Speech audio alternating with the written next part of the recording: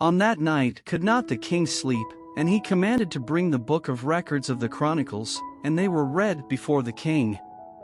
And it was found written, that Mordecai had told of Bigthana and Teresh, two of the king's chamberlains, the keepers of the door, who sought to lay hand on the king Ahasuerus.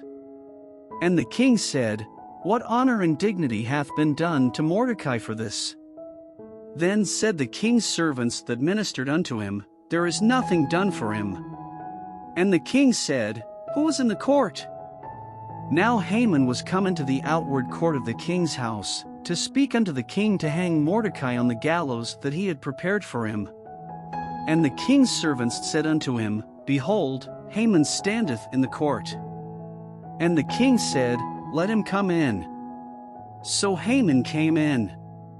And the king said unto him, What shall be done unto the man whom the king delighteth to honor?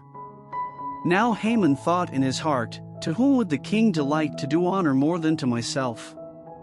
And Haman answered the king, For the man whom the king delighteth to honor. Let the royal apparel be brought which the king useth to wear, and the horse that the king rideth upon, and the crown royal which is set upon his head. And let this apparel and horse be delivered to the hand of one of the king's most noble princes, that they may array the man with all whom the king delighteth to honor, and bring him on horseback through the street of the city, and proclaim before him, Thus shall it be done to the man whom the king delighteth to honor. Then the king said to Haman, Make haste, and take the apparel and the horse, as thou hast said, and do even so to Mordecai the Jew, that sitteth at the king's gate. Let nothing fail of all that thou hast spoken. Then took Haman the apparel and the horse, and arrayed Mordecai, and brought him on horseback through the street of the city, and proclaimed before him, Thus shall it be done unto the man whom the king delighteth to honor.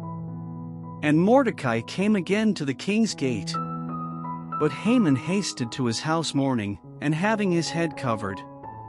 And Haman told Zeresh his wife and all his friends everything that had befallen him. Then said his wise men and Zeresh his wife unto him, If Mordecai be of the seed of the Jews, before whom thou hast begun to fall, thou shalt not prevail against him, but shalt surely fall before him. And while they were yet talking with him, came the king's chamberlains, and hasted to bring Haman unto the banquet that Esther had prepared.